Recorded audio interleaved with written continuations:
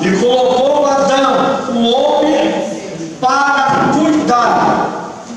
E a primeira coisa que alguém tem que fazer para cuidar do que é de Deus é usar os olhos. Então Deus colocou Adão, plantou um jardim no Éden e colocou Adão para que Adão, como um atalaia, como um vigia, cuidasse do jardim. Então os olhos do homem, a pessoa do sexo masculino, porque algumas vezes a Bíblia fala o homem, está se referindo à pessoa humana, o homem e a mulher, mas aqui nós estamos falando ao gênero, ao sexo masculino. Deus conta com os nossos olhos. Jesus vai dizer que os olhos são a janela da alma, e se os nossos olhos forem bons, todo o nosso corpo será bom. Aleluia! E para que o homem não ficasse só, Deus então fez o homem adormecer. Ele teve que fechar os olhos do homem. Muitas vezes você não vê o que Deus está fazendo, porque Ele precisa fechar os seus olhos, porque às vezes Ele precisa cerrar uma costela tua, e tu com os olhos abertos não vai permitir o agir de Deus. Então Deus te faz adormecer e te tira algo precioso para te dar algo de maior valor. E quando Deus fecha os olhos de Adão, Adão adormece, Deus tira a costela dele e lhe dá algo mais precioso que uma costela. Deus lhe dá uma mulher, uma companheira, uma ajutora, alguém que tem que estar ao seu lado para lhe ajudar, para guardar, para cuidar. E esta mulher um dia ela sai a passear e ela consegue fugir dos olhos do seu companheiro. Adão não sabia aonde estava ela. Certamente está passeando. Aonde foi tua mulher? Não sei, certamente está por aí. Tem muito homem nesse hoje, perdendo a esposa, perdendo a casa, perdendo a família, porque não sabe aonde a mulher foi. Adão não sabia onde a mulher estava. E a mulher tem uma característica: o homem são os olhos, a mulher é a boca. Onde é que está a mulher? Adão não sabe, mas está dando para ela por diabo. Está conversando com a serpente, está dialogando com a serpente. Então o problema, depois a irmã Carol vai falar mais detalhado, o problema da mulher está na boca. Lembramos na hora da mulher de Jó, quando seu esposo estava na dificuldade, estava sofrendo enfermidades, sofrendo a perda de todos os seus bens. Aleluia. Ela com a boca, olhando para o seu esposo, ao invés de levantá-lo, consolá-lo, ajudá-lo, ela como louca, ela diz: como ainda tu honra esse Deus? Amaldiçoa este Deus e morre. Renuncia a tudo que tu tem pregado até agora e morre. Falaste como uma louca, disse Jó. Que ela amaldiçoou seu esposo. Então, a mulher precisa ter este cuidado com a fala, com quem fala, para quem fala, o que fala. E quando Deus aparece no jardim e chama por Adão: Adão, Adão, onde estás? O Adão diz assim: eu ouvi a tua voz, Senhor, e eu me escondi, porque eu vi que eu estava nu. O problema dele estava nos olhos. Mas quem te disse que tu estava nu? Como é que tu viu isso,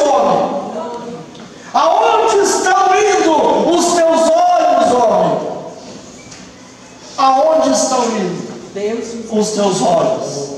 Os olhos de Adão saíram de Deus e voltaram-se para si mesmo.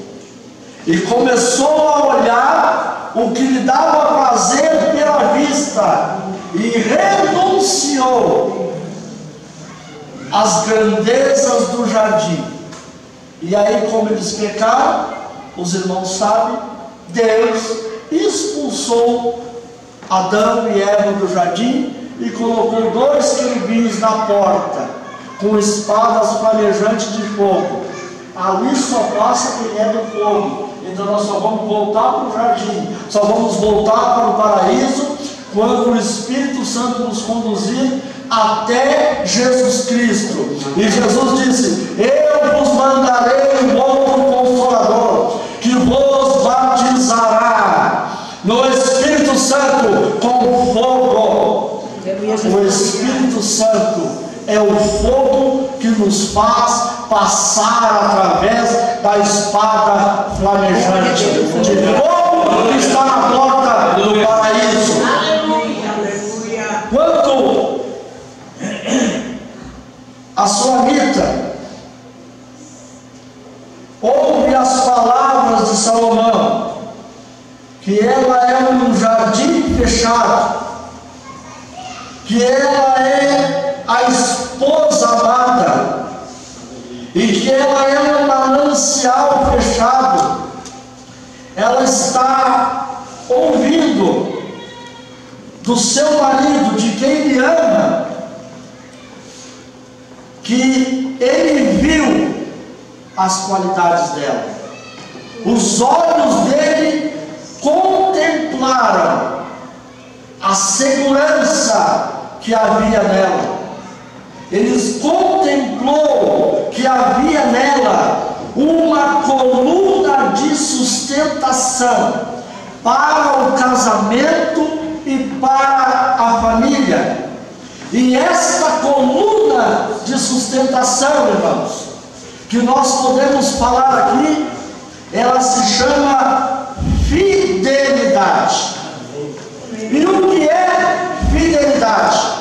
O que podemos falar sobre fidelidade? 2 exemplos eu posso trazer para os irmãos de fidelidade. Um é o que eu falei para os irmãos pela manhã. A balança, ela tinha um símbolo, um instrumento chamado fiel. Este instrumento, ele tem um peso básico, e é com ele que são medidos os demais instrumentos. Então coloca-se o fiel da balança de um lado e um produto a ser pesado no outro. Se o fiel da balança tem 1 quilo e eu quero pesar 1 quilo, eu preciso ir equilibrando. Botei demais, botei a menos, até ele ficar plano. Ali se chama que houve fidelidade. Aleluia. Um outro exemplo de fidelidade é quando nós honramos. Ser fiel é quando nós honramos a quem nós amamos na ausência desta pessoa. Glória a Deus. Quando eu estou longe da minha esposa, é que eu preciso honrar ela. Eu honrar ela aqui na frente dela, junto com os irmãos, eu não vou dar um bom testemunho. Mas essa é a 3ª vez que eu venho aqui, e a 2ª vez que eu tenho a oportunidade de vir com a minha esposa. Mas eu tive uma vez aqui sem ela, e eu fiquei na casa do pastor Jacinto, e lá eu fiquei fazendo propaganda da minha esposa, dizendo para ele: eu tenho uma esposa crente, pastor, uma esposa que me dá alegria, uma esposa que eu não tenho vergonha. As vestes da minha esposa, pastor, são decentes. O senhor vai conhecer, ela vai vir aqui. As palavras delas são decentes, as atitudes delas são decentes. O senhor é homem, o senhor vai ver.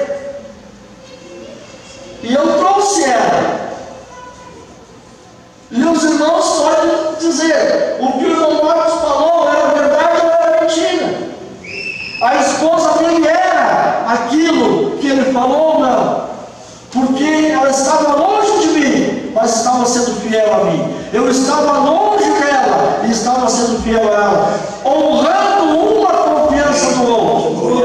Mas imagine os irmãos, se eu chegasse aqui e estou distante dela, e aí um ou outro irmão viesse conversar comigo, e eu começasse a virar um marido queixoso, a criticar a minha esposa, a reclamar dela, e aí a irmã, na confiança de eu ser um obreiro, dizer: irmão Marcos, doutor Marcos, eu preciso de um conselho sobre o meu casamento.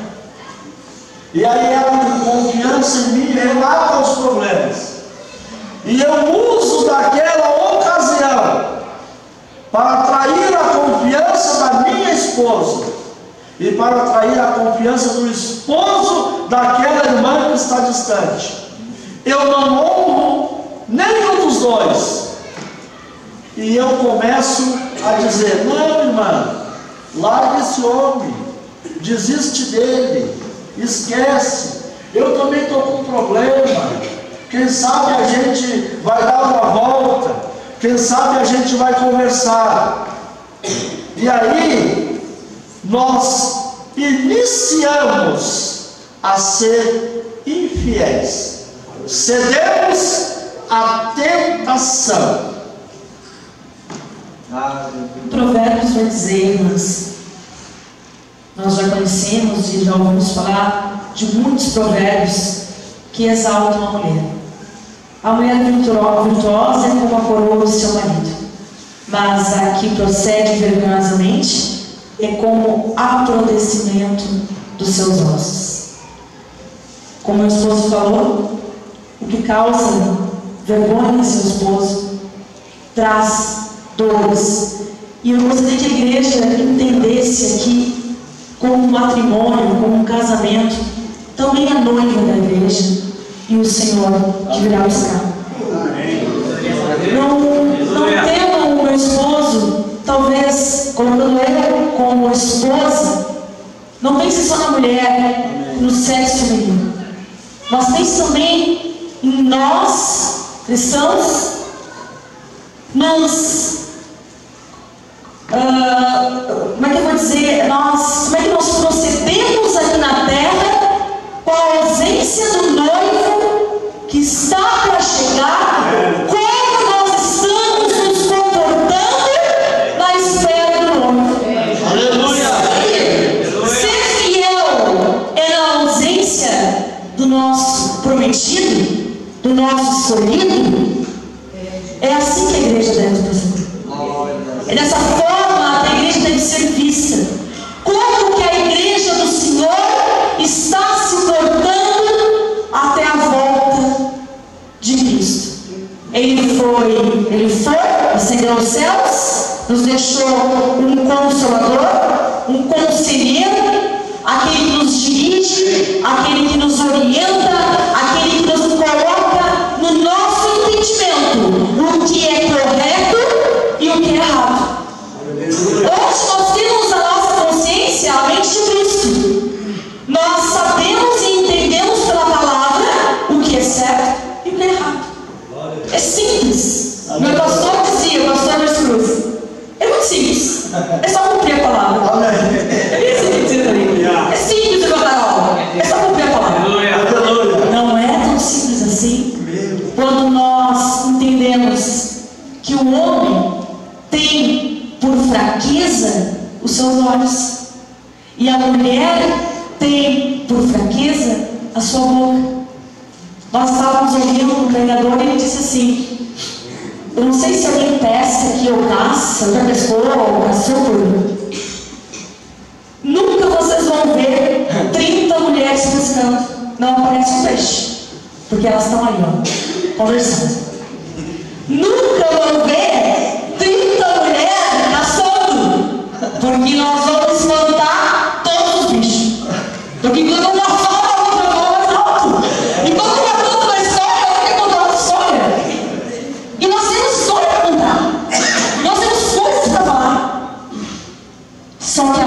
a Bíblia também vai dizer o seguinte: aleluia. Não só são provérbios tão bons assim. Tem um provérbio que diz assim: toda mulher sábia edifica a sua casa, mas a tola derriba com as suas mãos. Né? Tem outros que diz assim: o que acha uma mulher, acha uma coisa boa, e alcançou a benevolência do Senhor.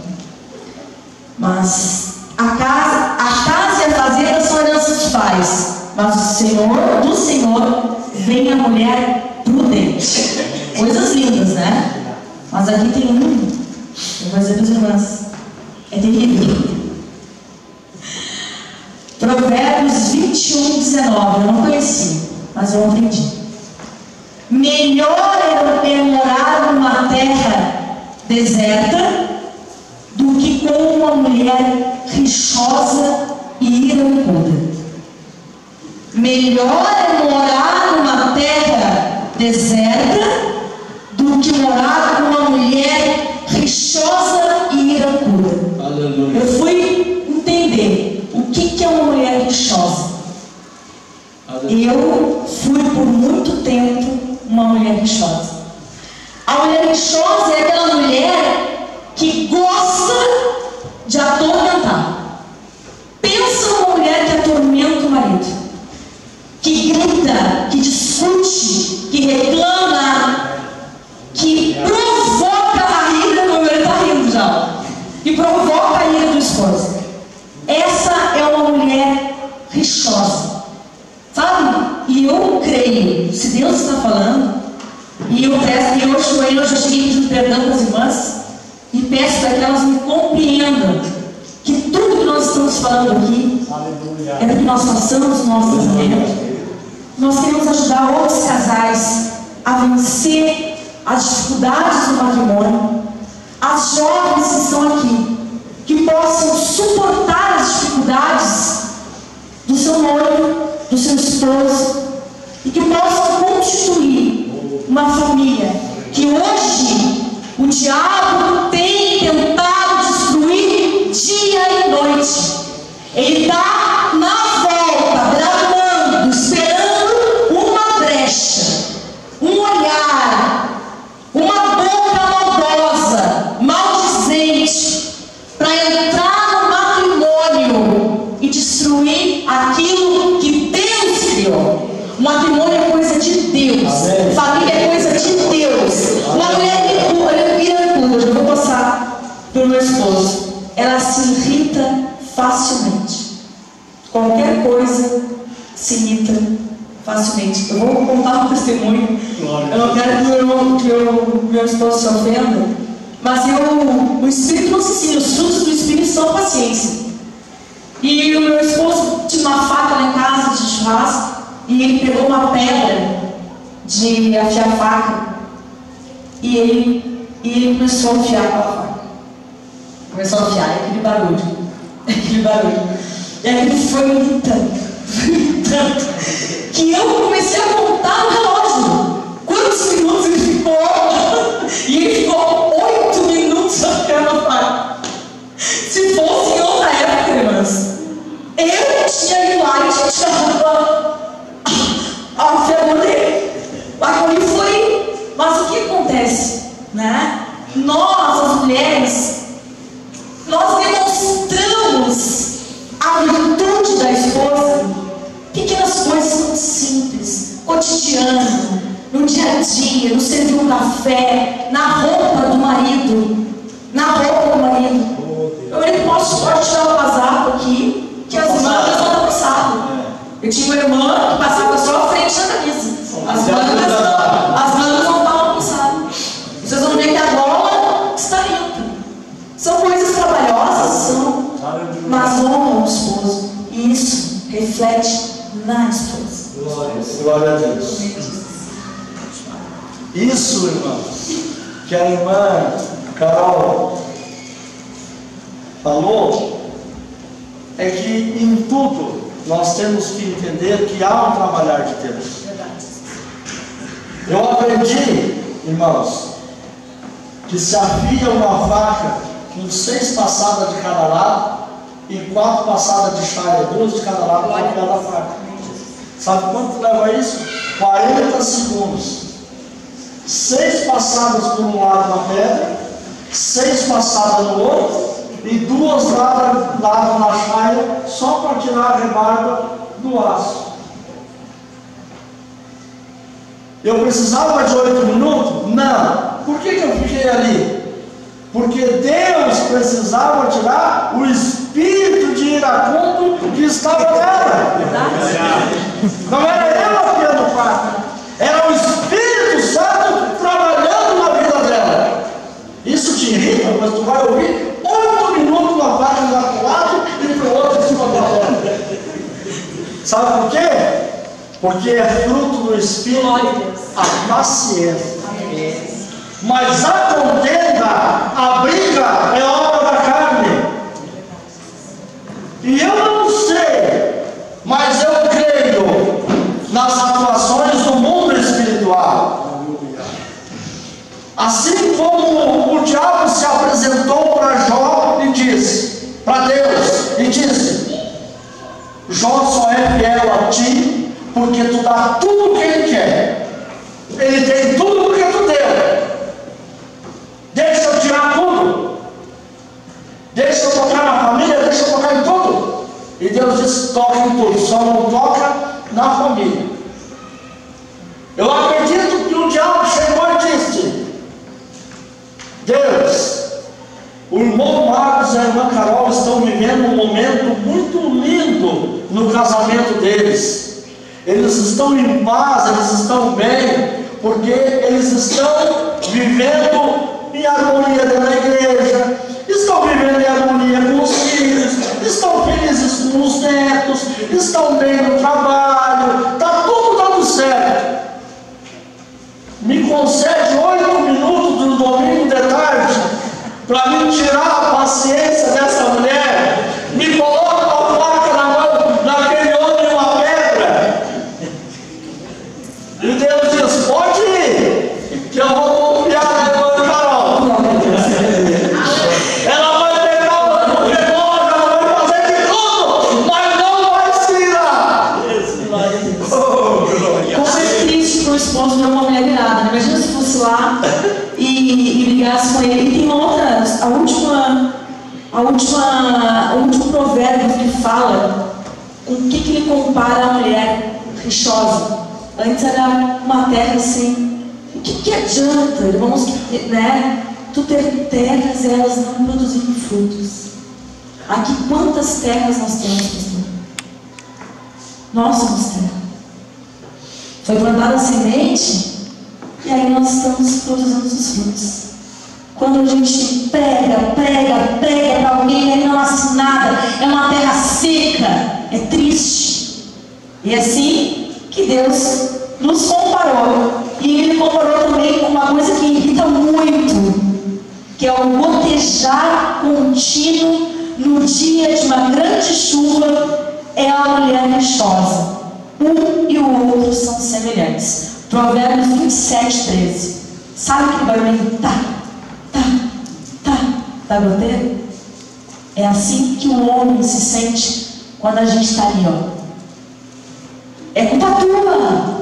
Faltou gás. Não tem comida. Eu não pude fazer isso porque tu não veio me buscar. Eu não pude ir em tal lugar que tu não levou. Tu não comprou, tu não fez. Aquela cobrança. Aquela provocação desnecessária. Somente para que nasça ferida, raiz de amargura, que o sol se ponha sobre a ira, os dois durmam de mal e nasça o dia e passa os dias sem se falar. Amém. Quando o homem entende que há um agir de Deus na vida dele, o homem de sexo masculino, ele vai entender que Deus colocou ao lado dele uma mulher que vai fazer ele produzir frutos. E esses frutos, que são os frutos do Espírito Santo, que o apóstolo Paulo vai falar aos Gálatas. Então, ele vai acordar 6 horas da manhã, 7 horas da manhã, 8 horas da manhã, e vai fazer os cálculos e vai sair a trabalhar, porque é a obrigação dele dar sustentação para sua esposa e sua família. E quando ele está andando, os olhos dele estão vendo de tudo. E de repente, quando ele sai para o trabalho, o que ele gostaria de ouvir da sua esposa é: meu amor, bom dia, que Deus te abençoe, vá na paz do Senhor Jesus, que tu tenha um dia abençoado, frutífero, que o teu trabalho seja de paz, de alegria. Não te preocupes, quando tu chegares ao meio-dia, eu vou procurar o que tiver na despensa, por mínimo que seja, mas eu vou fazer uma comidinha para nós. Pode ser só arroz e ovo, pode ser só ovo e farinha de mandioca, pode ser só arroz e feijão, pode ser só massa com salsicha, ou pode ser abundância, churrasco, mas eu vou fazer algo, não te preocupa. Aquele homem vai para o trabalho e ele não vê nada na frente dos olhos dele, ele só lembra da sua esposa.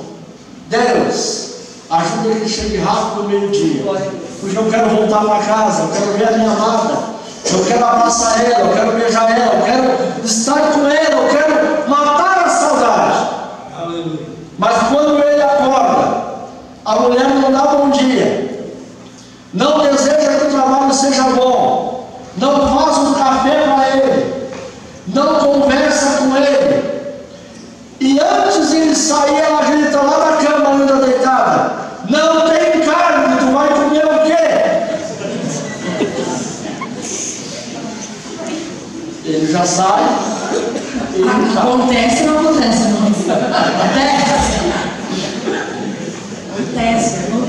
Ele vai para o trabalho irritado, ele não produz, e naquele meio do caminho, uma colega de escritório, uma colega de trabalho, uma colega de escola, uma conhecida, alguma pessoa do sexo feminino vai se apresentar para ele e vai dizer: o que tu tem? Está triste, está angustiado,